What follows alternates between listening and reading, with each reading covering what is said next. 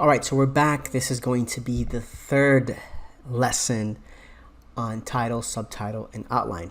I think I'm going to drive the point home here with this very brief lesson, and I'm going to give you one more live example of empath, because I know a lot of you who are new to this are going to get stuck on this title thing and the subtitle.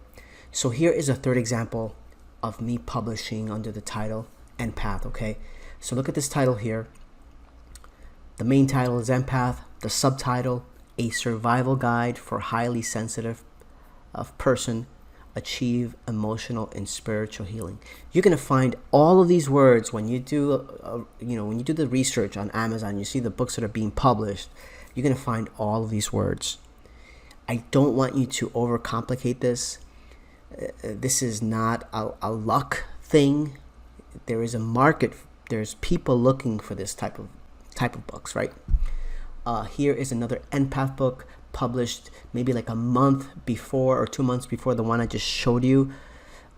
So this example is going to teach you a couple of things, and I think through evidence, through me showing you real examples, it's going to be a lot better than talking on other things that you're not going to see. So look at this. This book came out in, let's say, April, right? 200, 263, 3, pretty consistent, right? Pretty consistent. Remember, the point here is not to try to execute on bestsellers. That's not what we're doing. We're building a portfolio on our product that people want, and we just want this thing to produce like a cash machine 24 hours a day, 7 days a week, without us having to open up a store, without us having to hire employees.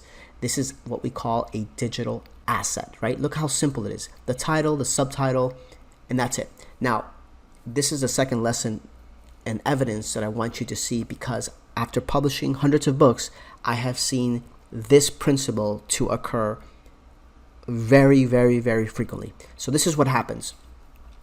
A book that you publish at some point in time just takes off, just like this book. So this book has been selling in between the 200 to 400 range, right? Under 400, consistently making over $200 for over a year. It dropped a little bit in March, obviously with COVID and all this. But look at this. It just popped here in July with almost a $700 month, and already in August it's at 300. So it looks like it's going to have another stellar month. So what I want you to take from this lesson is, you cannot, just like in the stock market, you cannot be worried about the day-to-day noise of the book. You know that there is demand. You continue to publish where you know there is demand. You don't overcomplicate things. And you will see this to happen very frequently. Books just take off from 1 month to the next, from 1 year to the next. A lot of books that are selling during this pandemic, this quarantine, this COVID situation, a lot of books that I have on trading just started to sell because people are not interested in making money from home. People are interested. They're seeing the stock market being at all-time highs right now. They're very interested in trading from home.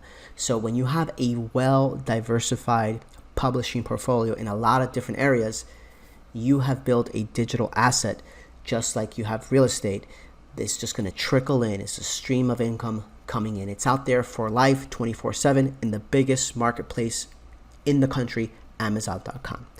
I hope you got value out of this. We're now officially going to move on to the next section, which is ordering your book and cover design. But please just keep it simple. Title and subtitle is very simple. I'll see you on the next one.